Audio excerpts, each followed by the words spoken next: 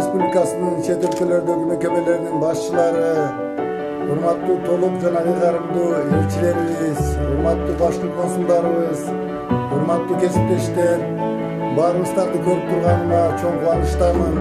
Учурда Кыргызстандын жана чет өлкөлөрдүн аймагында баардык өнөктөш мамлекеттердин мамлекеттик органдарынын жана эл аралык уюмдардын өкүлдөрү менен 330га жакын, 330тан 500ге жакын жолугушуу, брифинг, сапарлар, иш сапарларды, видеоконференциялар өткөрүлдү.